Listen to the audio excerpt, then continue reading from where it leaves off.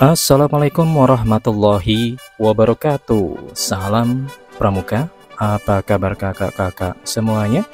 Jumpa lagi bersama saya Kak Tekno di channel Gurun Gunung. Dan pada kesempatan kali ini seperti biasa kita akan belajar salah satu materi kepramukaan, di mana materi pada video kali ini merupakan request dari salah satu sahabat kita, yaitu @ridopranata9672, di mana Kak Rido ini bilang, mohon maaf Kak, apakah boleh request membuat materi tentang kesakaan? Dan alhamdulillah hari ini request dari Kak Rido bisa saya wujudkan, yaitu dimana kita akan membahas materi tentang satuan karya atau SAKA. Dan untuk kakak-kakak dan adik-adik pramuka di seluruh penjuru tanah air, bagi kalian yang menginginkan file presentasi dari video ini, silahkan nanti bisa diunduh pada kolom deskripsi. Dan agar tampilannya seperti video ini, silahkan ikuti petunjuk yang ada di kolom deskripsi, yaitu dengan menginstal dan mengunduh fontnya terlebih dahulu sebelum membuka file presentasi ini. Dan tanpa perlu basa-basi, mari kita simak penjelasan berikut ini.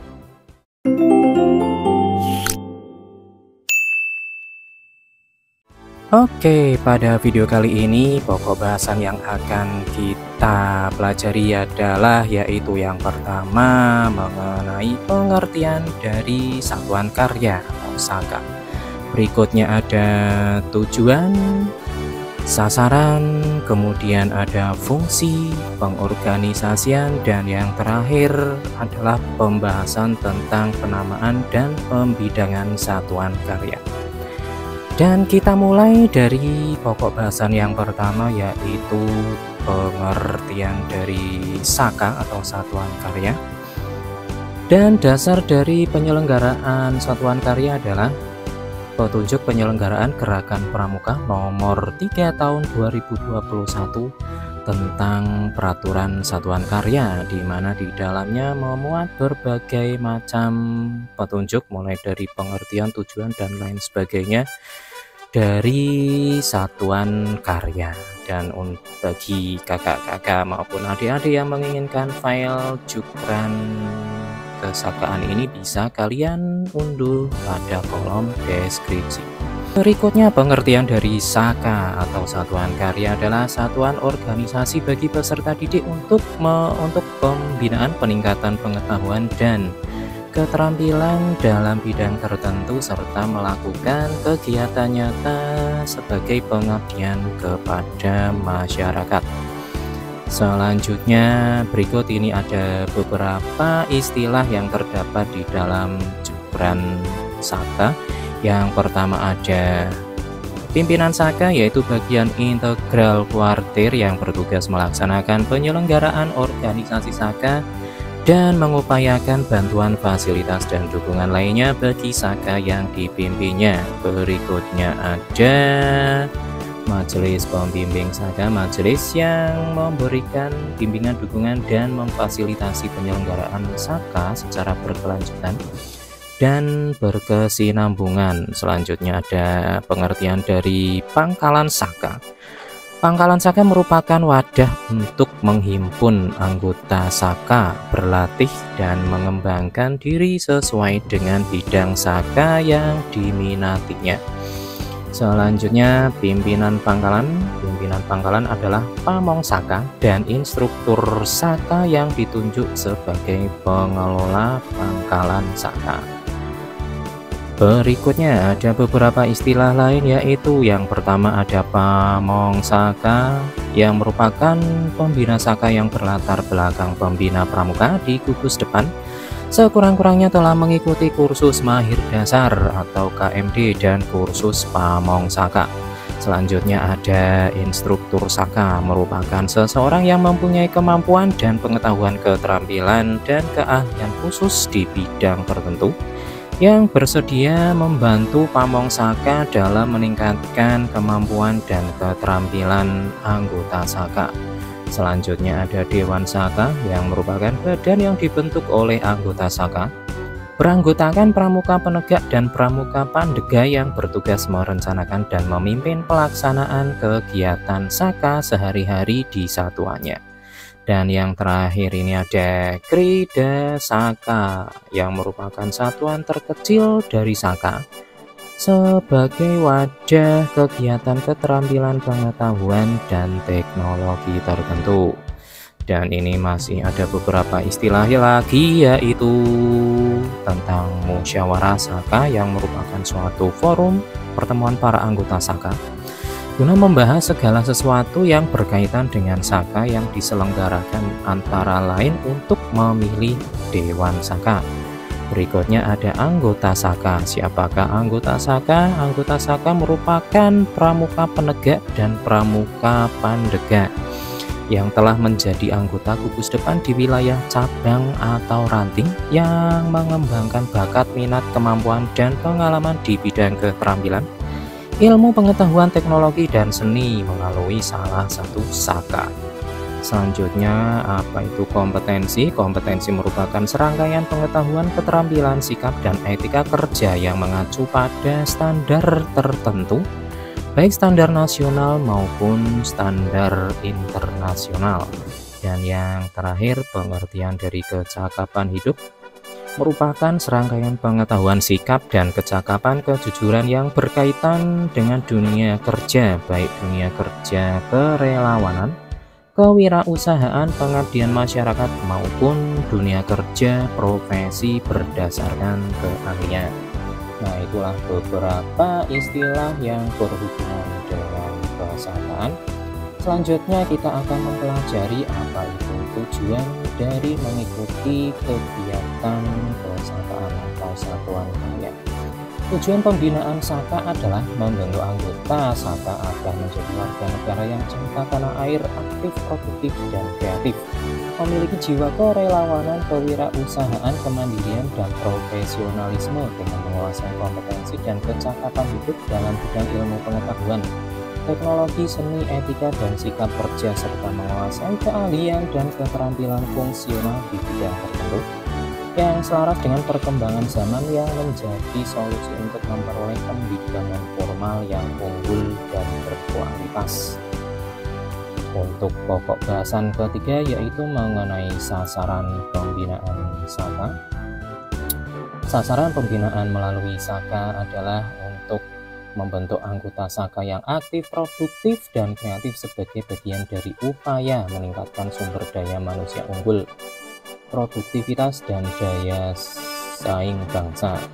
Berikutnya, untuk membentuk anggota Saka yang mandiri, mampu menciptakan lapangan kerja, dan mampu menerapkan keahlian untuk mendukung profesionalisme dan peningkatan produktivitas di dunia kerja.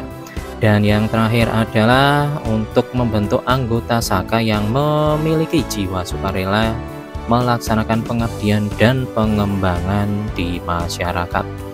Selanjutnya, apakah fungsi dari satuan karya? Dan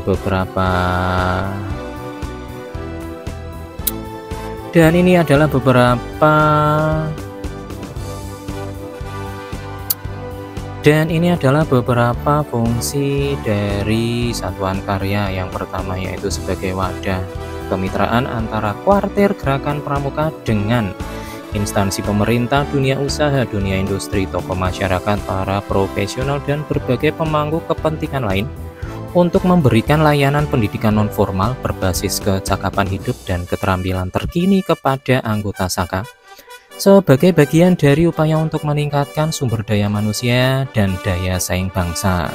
Fungsi yang kedua yaitu sebagai wadah inovasi, pembinaan, dan pengembangan pendidikan kepramukaan di bidang penguasaan ilmu pengetahuan, teknologi, seni, etika, dan sikap kerja, serta penguasaan keahlian dan keterampilan fungsional yang selaras dengan tuntunan zaman. Kemudian materi yang kelima yaitu tentang pengorganisasian Saka. Pengorganisasian Saka meliputi Saka yang telah disahkan oleh Munas Gerakan Pramuka dan telah berlaku secara nasional. Di sini ada 11 Saka, dan yang kedua adalah Saka rintisan, yaitu Saka yang sedang dalam tahap pengembangan yang berlaku secara terbatas di daerah, cabang, dan ranting yang bersangkutan. Oke, berikutnya materi yang terakhir yaitu tentang penamaan dan pembidangan dari satuan karya. Yang pertama ada Saka Bahari yang bergerak di bidang kebaharian, dan berikut ini adalah logo dari Saka Bahari. Saka ini merupakan Saka di bawah naungan TNI Angkatan Laut dan berdiri sejak tahun 1983. Dan Saka Bahari memiliki 4 krida, yaitu yang pertama krida sumber daya bahari, krida jasa bahari, krida wisata bahari, dan yang terakhir krida reksa bahari. Saka berikutnya adalah Saka Dirgantara di bidang kedirgantaraan, merupakan Saka yang berada di bawah naungan TNI Angkatan Udara yang berdiri pada tahun 1966, dan ini adalah logo dari Saka Dirgantara. Selain dengan TNI AU, Saka ini juga bekerjasama dengan perusahaan penerbangan dan klub aeromodeling. Berikutnya ada 3 krida yang dimiliki oleh Saka Dirgantara. Yang pertama yaitu krida olahraga Dirgantara atau Orkida, berikutnya krida pengetahuan Dirgantara, dan yang terakhir krida jasa kedirgantaraan. Selanjutnya ada Saka yang terbesar di Indonesia perkembangannya yaitu Saka Bayangkara di bawah binaan Kepolisian Republik Indonesia, berdiri pada tahun 1966, dan awalnya Saka ini diberi nama Saka Kamtibmas sampai berubah nama menjadi Saka Bayangkara. Dan berikut ini adalah logo dari Saka Bayangkara. Saka Bayangkara memiliki 4 krida, yaitu krida ketertiban masyarakat atau Tikmas, krida lalu lintas atau lantas, krida pencegahan dan penanggulangan bencana atau PPB, dan yang terakhir adalah krida tindakan pertama tempat kejadian perkara atau TPTKP. Selanjutnya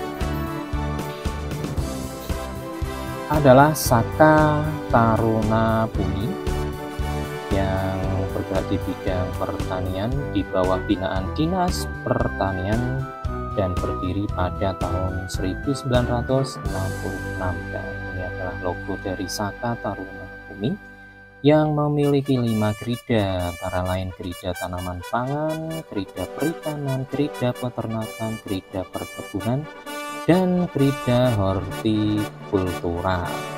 Saka berikutnya adalah Saka Wanabakti di bidang kehutanan yang bekerjasama atau berada di bawah naungan Perhutani BKSDA cabang Dinas Kehutanan, berdiri tahun 1983. Ini adalah logonya. Dan Saka Wanabakti memiliki 4 krida, yaitu krida Tatawana, krida Gunawana, krida Gunawana, dan krida Reksawana. Selanjutnya ada Saka Bakti Husada di bidang kesehatan, berdiri pada tahun 1985 di bawah naungan Dinas Kesehatan, TNI, Rumah Sakit, dan lembaga kesehatan profesional lainnya. Ini adalah logo dari Saka Bakti Husada yang memiliki 6 krida, yaitu krida Bina Lingkungan Sehat, krida Bina Keluarga Sehat, krida Pengendalian Penyakit, krida Bina Gizi, krida Bina Obat, krida Bina PHBS atau Perilaku Hidup Bersih dan Sehat. Selanjutnya ada Saka Kencana di bidang kependudukan dan keluarga berencana. Saka ini di bawah naungan BKKBN. Ini adalah logo dari Saka Kencana, dan Saka ini memiliki 5 krida, yaitu krida kependudukan, kesehatan reproduksi, ketahanan dan kesejahteraan keluarga, generasi berencana atau genre, dan yang terakhir yaitu krida promosi dan komunikasi serta informasi dan edukasi. Selanjutnya ada Saka Wirakartika di bidang mitra darat, merupakan Saka yang berada di bawah naungan TNI Angkatan Darat dan berdiri pada tahun 2007. Ini adalah logo dari Saka Wirakartika yang memiliki 5 krida, antara lain krida navigasi darat, pioneering, mountaineering, survival, dan penanggulangan bencana. Selanjutnya ada Saka Kalpataru di bidang lingkungan, merupakan Saka di bawah binaan Dinas Lingkungan Hidup dan berdiri pada tahun 2011. Ini adalah logo dari Saka Kalpataru yang memiliki 3 krida, yaitu 3R atau reduce, reuse, dan recycle, krida perubahan iklim, serta krida konservasi keanekaragaman hayati. Selanjutnya ada Saka Widya Budaya Bakti di bidang kebudayaan dan pendidikan usia dini, merupakan Saka yang berada di bawah naungan Kementerian Pendidikan dan Kebudayaan, berdiri sejak tahun 2013, dan berikut ini adalah logonya. Dan Saka ini memiliki 7 krida, antara lain krida pendidikan masyarakat, krida anak usia dini, krida pendidikan kecakapan hidup, bina sejarah, bina seni dan film, bina nilai budaya, serta krida bina cagar budaya dan museum.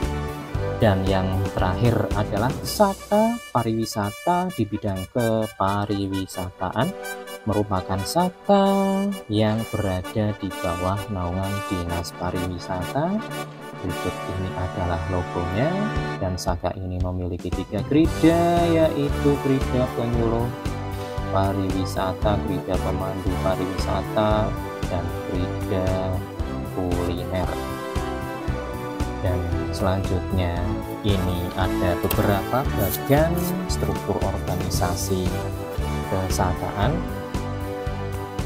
Selanjutnya ini adalah bagian struktur pangkalan Saka, dan yang terakhir merupakan bagian proses pembinaan kesakaan alias satuan karya.